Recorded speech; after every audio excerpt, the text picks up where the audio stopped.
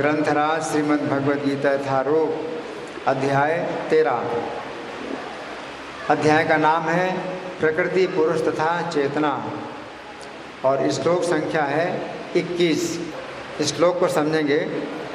भगवान कह रहे हैं कार्य कारण कर्तृत्व हेतु प्रकृति रुच्यते, कि जो प्रकृति है ये आपका शरीर बनाती है और इंद्रियां बनाती है। आपका जो शरीर बनता है वो प्रकृति के द्वारा बनता है। आपकी शरीर में जो इंद्रियां हैं वो भी प्रकृति के द्वारा बनती हैं, है ना। फिर पुरुषा शुभ दुखा नाम भोक्तृत्व हेतु रुच्यते। पुरुष जो शरीर के अंदर जो पुरुष यानी आप हैं, आप केवल सुख दुख भोगने वाले हैं। इस शरीर के अंदर जो आप हैं जीवात्मा, वो केवल सुख दुख भोगने वाले हैं और कुछ बनाते नहीं। आप इस शरीर में आप ना तो इंद्रियां बनाते हैं ना शरीर बनाते हैं, ये प्रकृति बनाती है। प्रकृति बनाती है आपके शरीर को, आपकी इंद्रियों को, और आपको तो केवल उसमें सुख और दुख भोगना होता है। जैसे किसी गेस्ट हाउस में आप जाते हैं, तो आप वहाँ ठहरे हैं, तो गेस्ट हाउस में आप कुछ नहीं बनाते, वहाँ पहले से बना हुआ है। और उस गेस्ट हाउस में जो कुछ बना हुआ है, पहले से बना हुआ है, तो उसमें आप रहते हैं तो आपको सुविधाएं मिलती हैं, असुविधाएं मिलती हैं, वो आपको मिलती हैं। लेकिन गेस्ट हाउस जो है आपका नहीं है, ना आपने बनाया है। आप कुछ समय के लिए गेस्ट हाउस में ठहरे हैं और फिर आप निकल के चले जाते हैं। उसी प्रकार से जो भौतिक शरीर है ये गेस्ट हाउस की तरह है। आप इसके अंदर आते हैं और इसमें रहते हैं और इसमें सुख और दुख भोगते हैं और फिर चले जाते हैं। शरीर में आप रह नहीं सकते। शरीर में आप आते हैं और फिर छोड़ के चले जाते हैं। शरीर आपका नहीं है। इस शरीर में आप अपनी जो पहचान करते हैं वो गलत पहचान करते हैं। ना तो आप शरीर हैं और ना शरीर आपका है। आपका शरीर नहीं है। जैसे गेस्ट हाउस में रहने वाला आदमी जो है अपना घर समझे और उसको जाना है छोड़ करके, लेकिन अपना घर समझता है तो और परेशानी होगी। कि गेस्ट हाउस में आप 2 दिन 3 दिन के लिए रहने आए हैं, उसको घर मान रहे हो और अपनी सब वह आसक्तियाँ बना रहे हो, तो फिर क्या होगा? छोड़ के जाना पड़ेगा, तो फिर कितनी परेशानी होगी। तो भगवान ये बता रहे हैं कि जो शरीर है आपका, ये भौतिक प्रकृति बनाती है, और भौतिक प्रकृति इंद्रियां भी बनाती है। इंद्रियां भी जो है ये आपके द्वारा बनाई नहीं है। आँखें कहाँ होना चाहिए वो आपने थोड़ी बनाई। ये आँखें आपकी जहाँ पर हैं तो क्या आपने बनाई हैं? या मुंह जो है जिससे आप भोजन करते हैं, ये मुंह क्या आपने बनाया कि यहाँ पर होना चाहिए मुंह? नहीं। कान आपने बनाए? क्या डिज़ाइन की थी आपने कानों की कि यहाँ पर कान होंगे, है ना? तो आपने कुछ नहीं बनाया। ये भौतिक प्रकृति आपके शरीर और आपकी इंद्रियां बनाती है, और इसी में आप सुख और दुख भोगते हैं और फिर दूसरे शरीर में जाते हैं, है ना। इस प्रकार से शरीर का जो है बदलना चलता रहता है। शरीर बदलते रहते हैं आप, है ना। इस बात को समझना है तो हम सुनेंगे प्रभुपाद तात्पर्य में क्या लिखते हैं। श्रील प्रभुपाद की जय। जीवों में शरीर तथा इंद्रियों की विभिन्न अभिव्यक्तियाँ प्रकृति के कारण हैं। कुल मिलाकर 84 लाख भिन्न भिन्न योनियाँ हैं और ये सब प्रकृति जन्य हैं। तो आप 84 लाख प्रकार के शरीरों में चलते हैं, निकलते हैं और फिर प्रवेश करते हैं। तो आपका काम जो है केवल क्या है? घूमना, एक शरीर से दूसरे शरीर में घूमना, और बहुत कष्ट की स्थिति है। एक शरीर से निकलना बहुत कष्टदायक है, फिर दूसरे शरीर में जाना बहुत कष्टदायक है, तो आप कष्ट ही कष्ट भोग रहे हैं, और कुछ थोड़ा बहुत सुख भी आपको मिल जाता है ना। तो ये बहुत ही कष्ट की स्थिति है, जो कि आपको बार बार शरीर बदलना होता है, और शरीर में आप अपनी पहचान करते हैं। एक अज्ञान बहुत बड़ा ये भी बना हुआ है। तो 84 लाख प्रकार की योनियां हैं जिनमें आप जाते हैं। जलजानम लक्षाणी, पानी में 9 लाख प्रकार की योनियां आप जाते हैं। अभी आप अपने को मनुष्य समझ रहे हैं, तो मनुष्य शरीर में आपको आए कितने दिन हुए? किसी को 20 साल हुए, किसी को 30 साल, किसी को 40 साल। उसके पहले कहाँ थे? 84 लाख योनियों में किसी न किसी शरीर में आप थे, और आप निकलते हैं और शरीर छोड़ते हैं। तो 9 लाख प्रकार के शरीर पानी में है, आप उनमें भी जाते हो, है? आपको याद नहीं है, तो इसका क्या मतलब है कि आप नहीं थे, आप जाते हैं, है ना। ये जो है बहुत बड़ा बंधन और बहुत बड़ा कष्ट है। पानी में 9 लाख प्रकार के हैं, जलजा नौक्षणी, स्थावर अलग 67, पेड़ पौधे 20 लाख प्रकार के, उनमें भी आप जाते हैं। और क्यों जाते हैं? एक बहुत बड़ी गलती करते हैं आप बहुत बड़ी गलती करते हैं सब। 20 लाख प्रकार के पेड़ पौधों में भी आप जाते हैं, शरीर प्राप्त करते हैं। स्थावर अलग 67, क्रम आरुद्र संख्या कहा। 11 लाख प्रकार के कीड़े हैं, उनमें भी आप जाते हैं। कीड़े का भी शरीर आपको मिलता है, कितना कष्ट है। ये सब जो है आपकी गलती से हो रहा है, आप बहुत बड़ी गलती करते हैं। 11 लाख प्रकार के कीड़े, क्रम आरुद्र संख्या का। पक्षी नाम 10 लक्षाणी, 10 लाख प्रकार के पक्षी हैं, उनमें भी आप जाते हैं। पशुमा 30 लक्षाणी, 30 लाख प्रकार के पशु हैं, उनमें भी आप जाते हैं, है ना। तो भगवत गीता आपको सही ज्ञान देती है, और कहाँ गलती हो रही है, क्यों गलती हो रही है, वो आपको सिखा रही है। अपनी गलती को सुधारो, और 84 लाख का जो चक्कर है उससे छूटो। 84 लाख प्रकार के चक्कर से छूट करके कृष्ण की सेवा में चले जाओ। तो ये संदेश है भगवत गीता का। तो प्रभुपाद लिखते हैं, जीव के विभिन्न इंद्रिय सुखों से ये योनियां मिलती हैं। जिस प्रकार इस शरीर या उस शरीर में रहने की इच्छा करता है, जब उसे विभिन्न शरीर प्राप्त होते हैं तो वह विभिन्न प्रकार के सुख तथा दुख भोगता है। उसके भौतिक सुख दुख उसके शरीर के कारण होते हैं, स्वयं उसके कारण नहीं। तो इस शरीर में ही आपको क्या मिलता है? सुख और दुख मिलता है ना। लेकिन ये सब नहीं मिलना चाहिए। हम जीव भगवान के अंश हैं, और भगवान एकमात्र सुखी हैं। तो भगवान की सेवा में रहेंगे तो हम भी एकमात्र सुखी रहेंगे। ये सुख दुख का चक्कर नहीं रहेगा। अगर हम दुख बिल्कुल नहीं भोगना चाहते हैं तो फिर हमें क्यों दुख मिल रहा है और कितना दुख मिल रहा है? तो हम भगवान की सेवा में क्यों ना जाएं और एकमात्र सुखी हो जाएं। तो आगे प्रभुपाद लिखते हैं, उसकी मूल अवस्था में भोग में कोई संदेह नहीं रहता, अतः वही उसकी वास्तविक स्थिति है। वो प्रकृति पर प्रभुत्व जताने के लिए भौतिक जगत में आता है। तो आप जीवात्मा हैं, इस भौतिक प्रकृति में सुखी होना चाहते हैं। भगवान से स्वतंत्र होकर के आपके सुखी होने की जो इच्छा है वही आपको इस कष्ट में डालती है। आप लोग क्या चाहते हैं? भगवान से स्वतंत्र होकर के सुखी होना चाहते हैं, तो कष्ट भोगते हैं। ये उसी प्रकार है जैसे कि एक बच्चा अपने पिता को छोड़ करके घर से निकल जाता है, क्या सोच करके कि मैं अपने पिता से स्वतंत्र होकर के सुखी होऊंगा, तो कितना दुख भोगता है।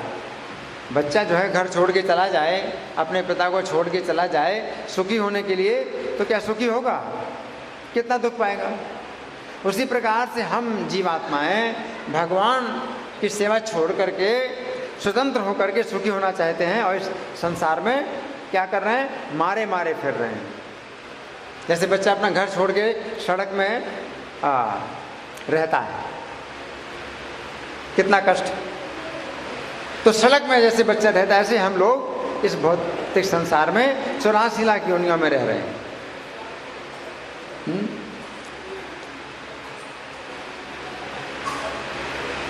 तो यहाँ प्रभुपाद लिखते हैं, वैकुंठ लोक में ऐसी कोई वस्तु नहीं होगी।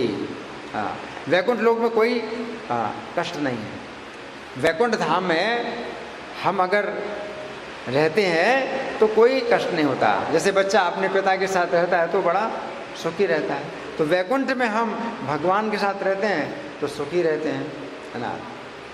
वैकुंठ लोक शुद्ध है, किंतु भौतिक जगत में प्रत्येक व्यक्ति विभिन्न प्रकार के शरीर सुखों को प्राप्त करने के लिए कठिन संघर्ष कर रहा है। कितना कष्ट है? बच्चा जो है सड़क में सुखी होने के लिए कितना उसे संघर्ष करना पड़ता है, और तो भी ठोकरें मिलती हैं सड़कों में, उसे ठोकरें मिलती हैं, है ना।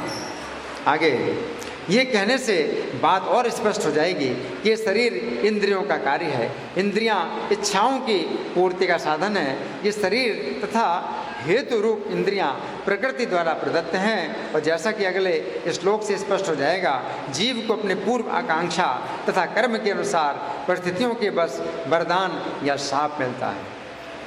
तो इस शरीर में आप कई प्रकार की इच्छाएं करते हैं और कई प्रकार के कर्म करते हैं, तो आपकी इच्छाओं और कर्मों के अनुसार आपको शरीर मिलते रहते हैं। हाँ। जीव की इच्छाओं तथा कर्मों के अनुसार प्रकृति उसे विभिन्न स्थानों में पहुंचाती है। तो प्रकृति आपको पहुंचाती है अलग अलग स्थानों में, है? तो केवल इस पृथ्वी में ही नहीं आप रहते, पृथ्वी के नीचे भी लोक हैं। पृथ्वी के नीचे 7 लोक हैं, उनमें भी आप जाते हैं। और पृथ्वी के नीचे नरक भी है, नरक में भी आप जाते हैं, और नरक में बेहद यातना है।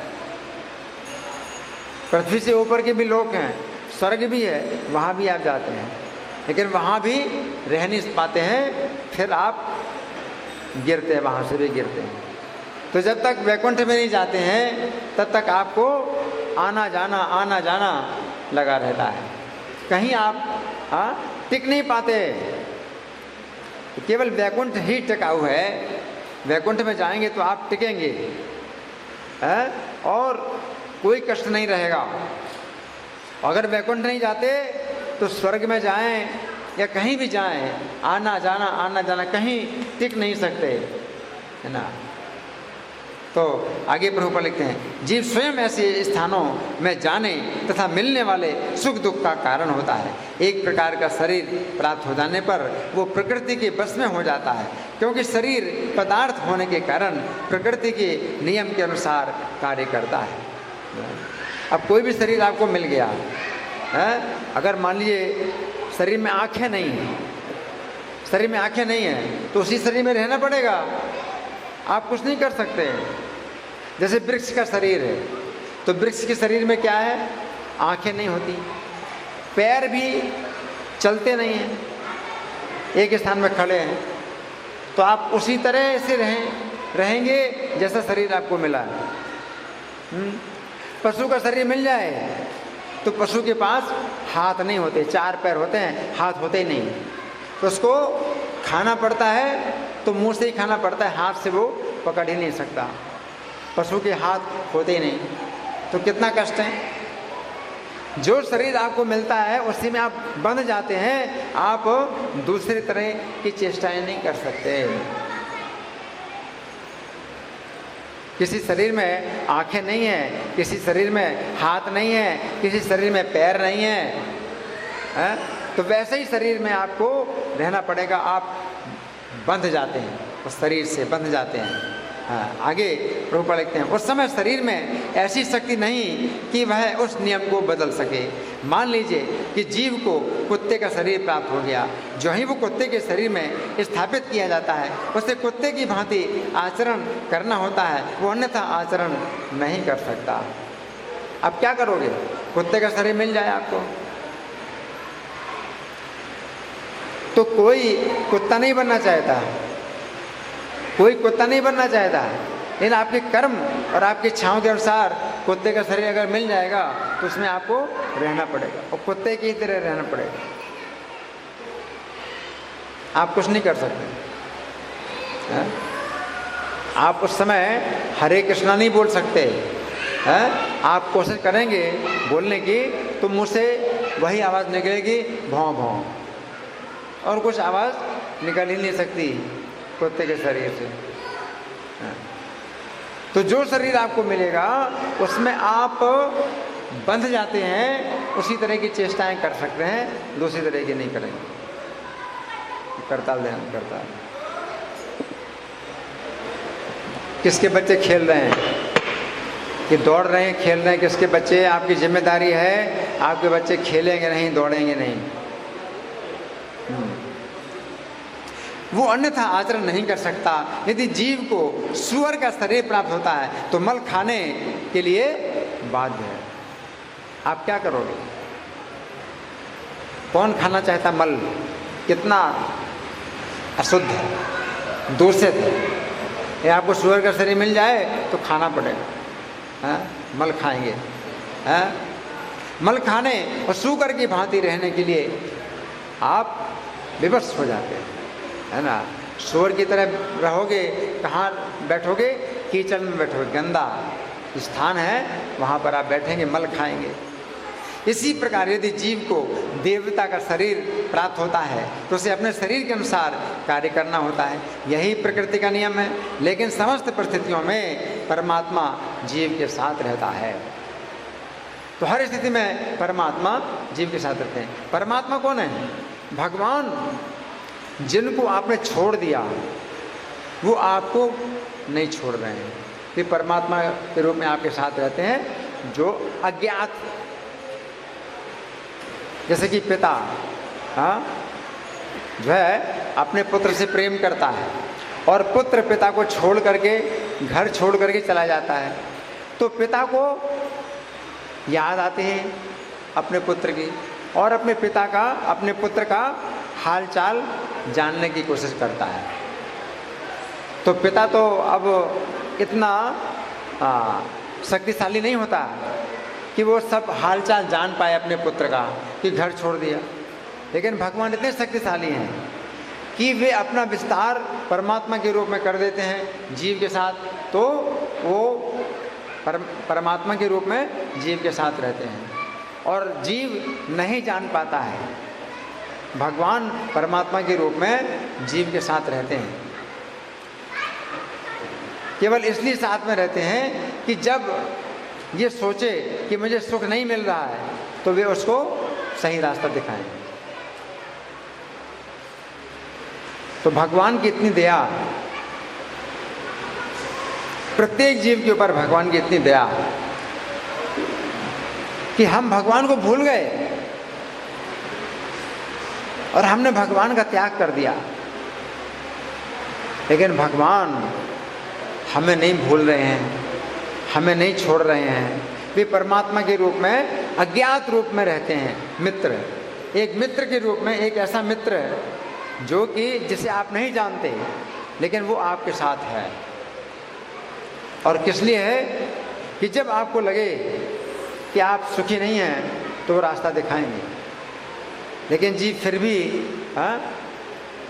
अपनी जिद पकड़े कि नहीं, मैं सुखी हो सकता हूँ, मैं सुखी होकर रहूँगा।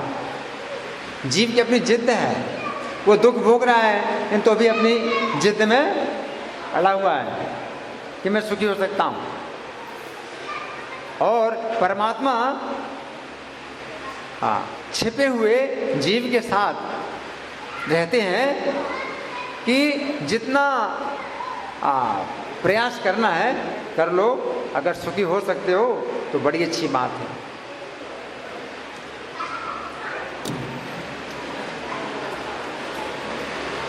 तो परमात्मा जीव के साथ रहते हैं। वेदों में मुंडक उपनिषद 3:1 इसकी व्याख्या इस प्रकार की गई है, द्वासपर्णा सयुजा सखायः।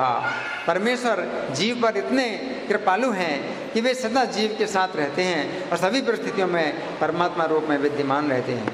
यहाँ प्रभुपाद का तात्पर्य समाप्त हुआ। अब इस पुस्तक से हम सुनेंगे, इसमें इस श्लोक की जो व्याख्या हुई है आप बड़े ध्यान से सुने। तो पहली शिक्षा है कि शरीर को उत्पन्न करती है कौन? प्रकृति। यहाँ पर श्री कृष्ण कह रहे हैं कि शरीर उत्पन्न करने में हेतु प्रकृति कही जाती है। पद्म पुराण के अंतर्गत कार्तिक महात्म्य के अध्याय संख्या 19 में वर्णन आता है कि सौराष्ट्र नगर में भिक्षु नामक एक ब्राह्मण की कलहा नामक स्त्री ने अपने पति के प्रति द्वेष होने के कारण विष खाकर आत्मघात कर लिया। ये कथा कहाँ की है? पद्म पुराण। कहाँ की है? पद्म पुराण की कथा है। पद्म पुराण की कथा है कि सौराष्ट्र नगर में एक ब्राह्मण था, इसका नाम क्या था? भिक्षु। क्या नाम था? भिक्षु। उसकी स्त्री का नाम था कलहा। क्या नाम था? कलहा। तो अपने पति से द्वेष करने के कारण विष खा लिया उसने। जो स्त्री थी अपने पति से द्वेष करती थी तो विष खा करके आत्महत्या कर ली। उसके कारण उसे प्रेत का शरीर प्राप्त हुआ। तो प्रकृति ने उसको शरीर दे दिया। उसने नहीं सोचा था कि मुझको ऐसा दंड मिलेगा, लेकिन प्रकृति ने उसको प्रेत का शरीर दे दिया। और कहाँ पर मिला शरीर प्रेत का? जहाँ ना तो भोजन मिले और ना पानी मिले।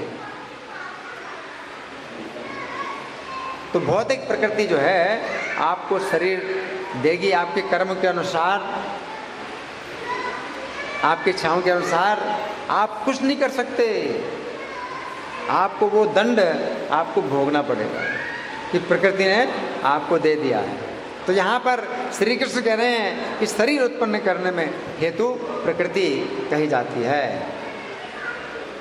तो गीता 9:10 में श्री कृष्ण कहते हैं उनकी अध्यक्षता में भौतिक प्रकृति शरीरों को उत्पन्न करती, चाहे पेड़ पौधे के शरीर हो और चाहे कीड़े का शरीर हो, चाहे मछली का शरीर हो, कोई भी शरीर हो, प्रकृति उत्पन्न करती है।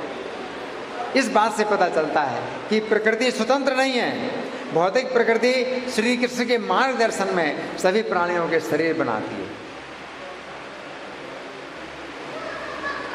आपके कर्म, आपकी इच्छाएं सब नोट की जाती हैं और प्रकृति को भगवान आदेश देते हैं इस जीव के कर्म और इच्छाओं के अनुसार इसको प्रेत का शरीर मिलना चाहिए, बनाओ। तो प्रकृति क्या करती है? बना देती है। प्रकृति भगवान की अध्यक्षता में कार्य कर रही है। तो आप कुछ नहीं कर पाएंगे, आप कुछ नहीं कर पाएंगे। आपने इस शरीर में जो भी कर्म किए और जैसी इच्छाएं की हैं उनके अनुसार भगवान की अध्यक्षता में प्रकृति आपको शरीर बना करके दे देगी और आप कुछ भी नहीं कर सकते, है ना। श्री कृष्ण के आदेश के अनुसार यमराज प्राणियों के कर्मों पर विचार करके अलग अलग प्राणियों के लिए निश्चित करते हैं कि किसको कैसे कर्मों के अनुसार कैसा शरीर मिलना चाहिए। और भौतिक प्रकृति उन प्राणियों के लिए उसी प्रकार के शरीर उत्पन्न करती है। फिर दूसरी बात भगवान कह रहे हैं कि इंद्रियों को उत्पन्न करती है प्रकृति। एक तो शरीर, दूसरा इंद्रियां। तो शरीर इंद्रियां भी प्रकृति उत्पन्न करती है। पद्म पुराण की उस कथा में वर्णन आता है, अभी आपको बताई थी पद्म पुराण की कथा। ब्राह्मण का नाम था भिक्षु और उसकी पत्नी का नाम था कलहा। तो कलहा नाम की स्त्री स्वयं मीठे अन्न खाती थी परंतु अपने पति को नहीं खिलाती थी। वो स्त्री कैसी थी? कलहा नाम की स्त्री, जो भी बनाती थी स्वादिष्ट भोजन तो खुद खाती थी, अपने पति को नहीं खिलाती थी। इस कारण चित्रगुप्त ने यमराज से कहा कि चमगादड़ की योनि में पड़कर अपनी विष्ठा स्वयं खाएगी। चित्रगुप्त ने यमराज को सुझाव दिया कि ये क्या करती थी?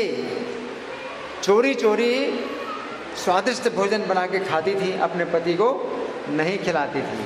इसको चमगादड़ का शरीर मिलना चाहिए।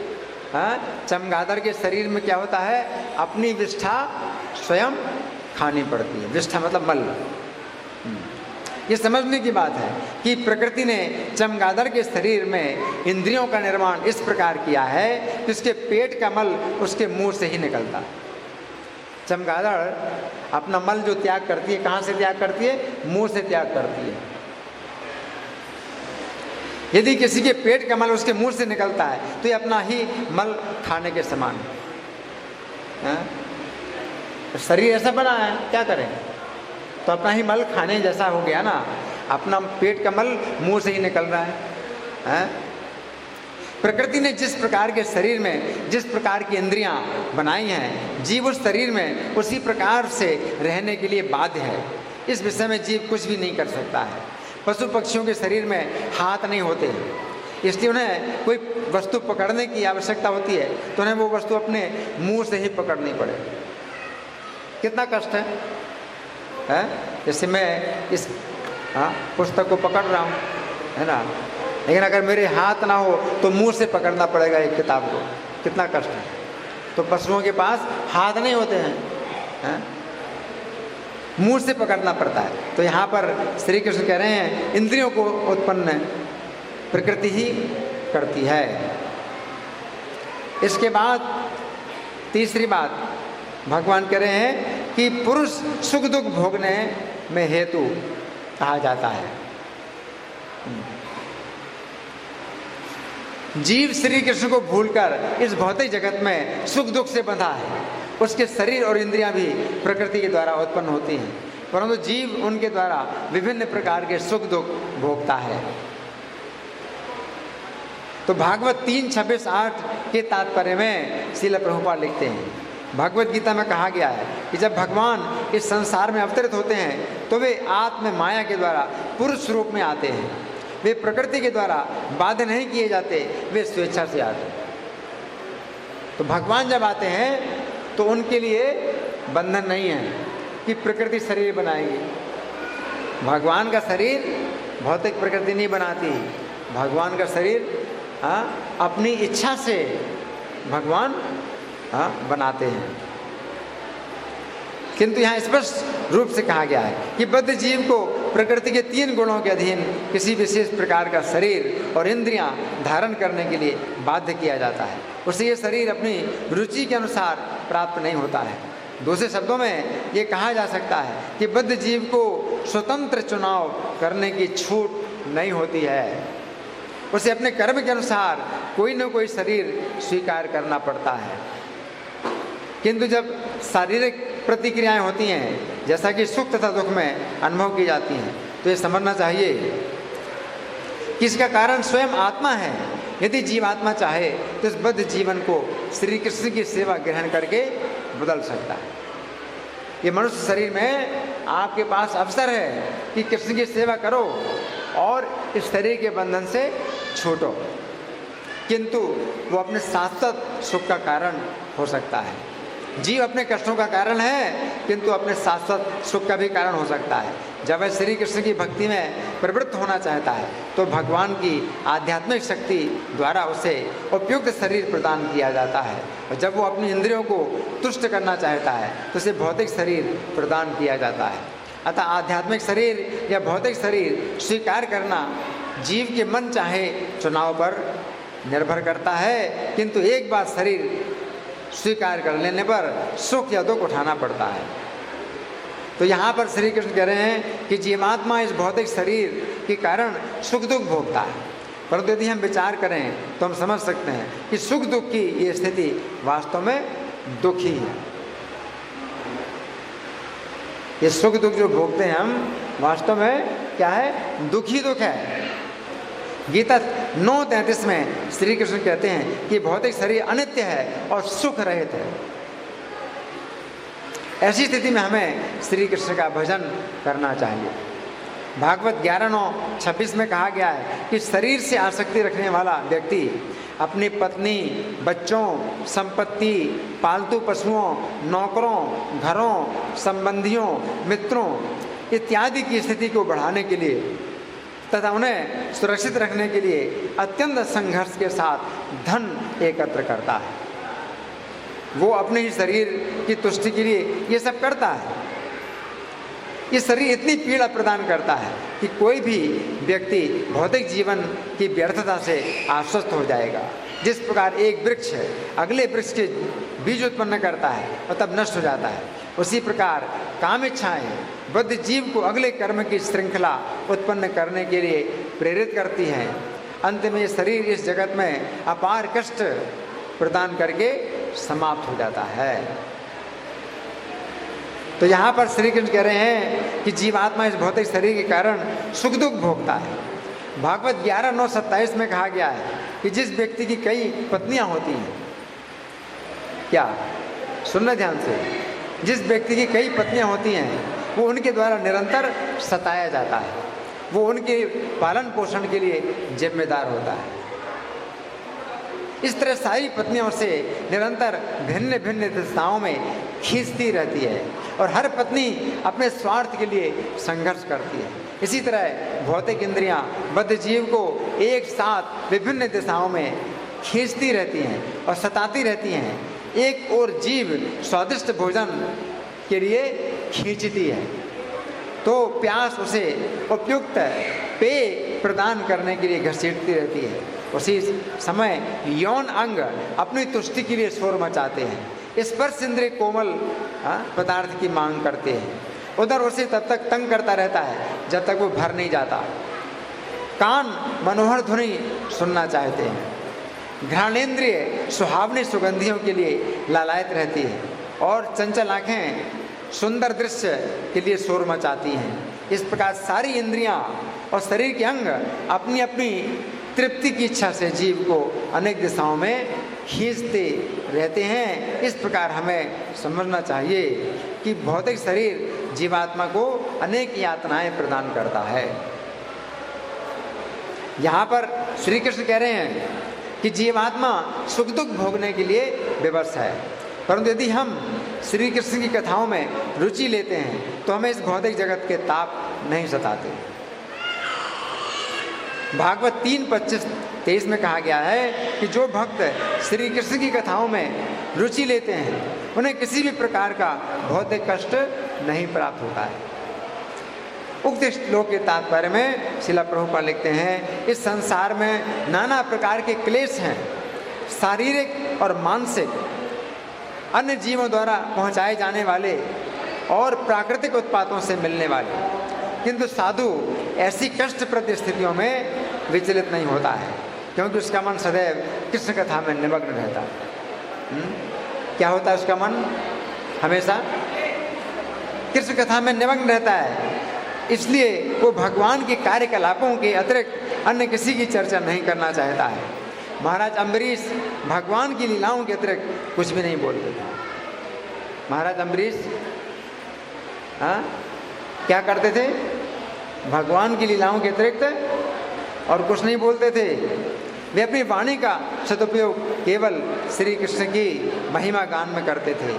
साधुगण सदैव भगवान या उनके भक्तों के कार्यकलापों के विषय में सुनने के लिए उत्सुक रहते थे। चूँकि वे कृष्ण भक्ति से पूरित रहते हैं अतः उन्हें भौतिक क्लेशों की विस्मृति हो जाती है। तो तरीका है, अब शरीर तो हमको मिल गया और शरीर में हमें कष्ट भी मिल रहे हैं, लेकिन एक उपाय है। वो क्या उपाय है? अगर हम भगवान के बारे में सुनते हैं तो हम कष्ट को भूल सकते हैं। तो यहाँ पर श्री कृष्ण कह रहे हैं कि जिस समय जीव श्री कृष्ण से विमुख होता है उस समय वो सुख दुख से बंधा हुआ अशांत रहता है। तो इस तरह से आज के श्लोक में हमने कुछ चर्चा की। अब आप लोगों की ओर से कोई प्रश्न है या कोई चर्चा, या मैं प्रश्न करूं? मैं प्रश्न करूं? ठीक है, मैं प्रश्न कर रहा हूं। तो आज के श्लोक में भगवान ने पहली पंक्ति में क्या बताया है? कौन बताएगा?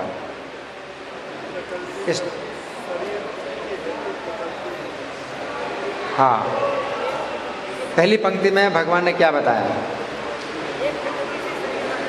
प्रकृति से शरीर बना। प्रकृति से शरीर बनता है, और भी कुछ बनता है? इंद्रियां। ये प्रकृति जो है शरीर को बनाती है और इंद्रियां भी बनाती है ना? है?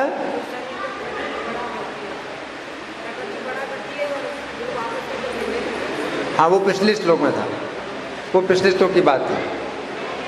यहाँ पर भगवान कह रहे हैं कि शरीर जो है आपका नहीं है, ना आप बनाते हैं शरीर को, प्रकृति आपको शरीर बना करके देती है।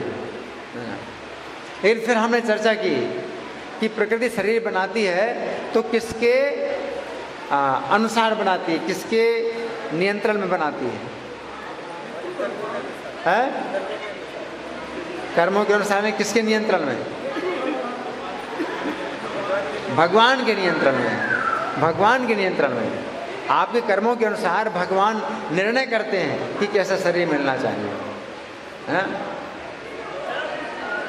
तो हमने एक उदाहरण दिया था एक स्त्री का, जिसको प्रेत का शरीर मिला था। उसको प्रेत का शरीर मिला था, तो वो थोड़ी चाहती थी प्रेत का शरीर मिले। फिर क्यों शरीर मिला उसको प्रेत का?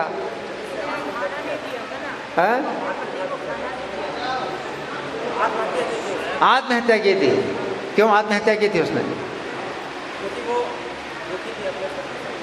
अपने पति से द्वेष करती, अपने पति से द्वेष करती थी तो आत्महत्या कर ली, है ना? तो इसका दंड उसको मिला, प्रकृति ने उसको दंड दिया। है? क्या दंड दिया? प्रेत योनि। कहाँ पर? जहाँ ना पानी मिले ना भोजन मिले। तो प्रेत के शरीर में मृत्यु नहीं होती है, लेकिन भूख प्यास की तकलीफ बहुत होती है। तो प्रेत बनी, है ना? और फिर उसकी इंद्रियां भी प्रकृति बनाती है। तो उसको इंद्रियां कैसी मिली उस स्त्री को? चमगादड़ की इंद्रियां मिली। चमगादड़ की इंद्रियां कैसी होती हैं? वो अपने मुंह से ही मल त्यागती। तो एक प्रकार से अपने मल खाने के साथ, अपना ही मल खाने जैसा है, अपना ही मल खाने जैसा है।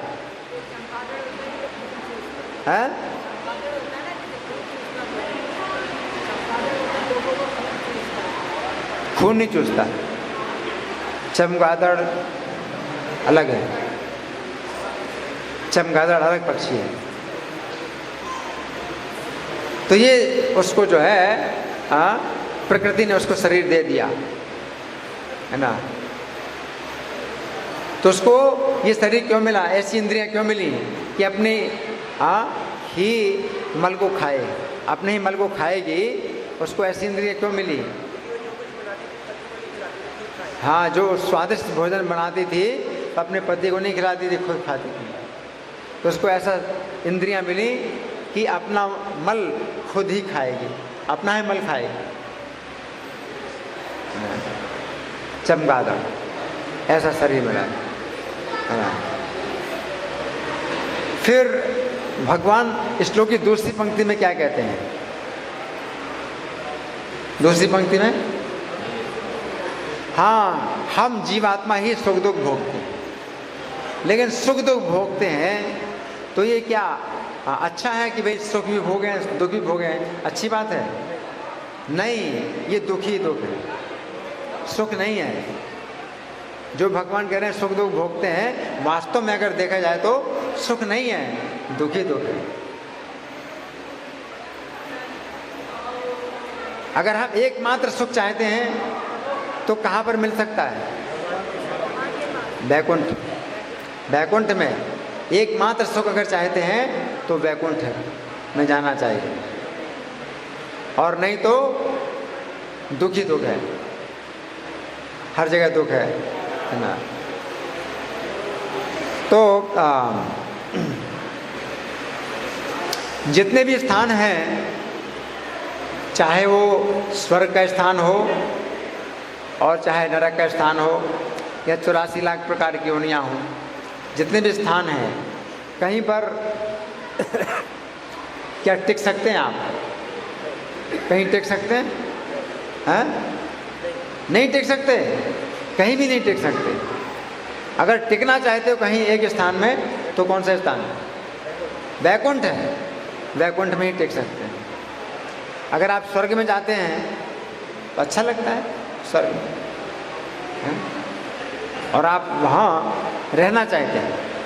स्वर्ग में आप जाते हैं तो वहाँ पर आप रहना चाहते हैं, लेकिन वहाँ पर आपको रहने नहीं दिया जाता। क्यों? स्वर्ग में आपको रहने क्यों नहीं दिया जाता?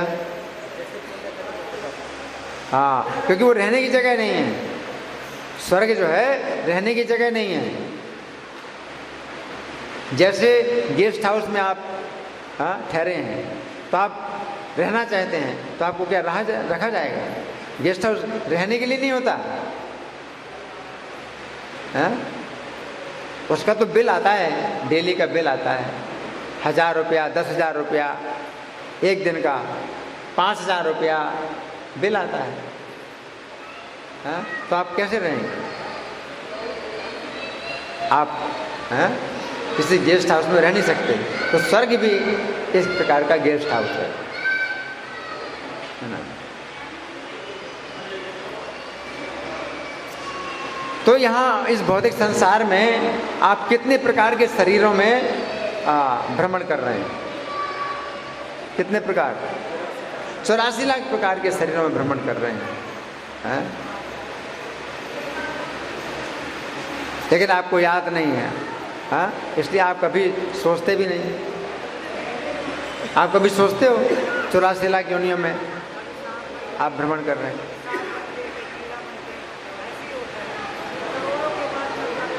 आपको कुछ भी याद नहीं है, लेकिन शास्त्रों से पता चलता है कि आपका बहुत बुरा हाल चल रहा है। अगर आपसे पूछें कि आपके क्या समाचार हैं, क्या हाल चाल है, तो आप क्या कहते हैं? सब ठीक है, सब अच्छा है। ये अच्छा हाल चाल है? 84 लाख योनियों में आप भ्रमण कर रहे हैं, ये हाल चाल कैसा है? अच्छा है, ये विचार करना मनुष्य के जीवन में। पशु पक्षियों के शरीर में आप विचार नहीं कर सकते, मनुष्य के जीवन में आप विचार कर सकते हैं कि अच्छा हाल चाल ये नहीं है। हमें इस चक्र से छूटना है, 84 लाख का चक्कर, 84 लाख के चक्कर से हमें छूटना है।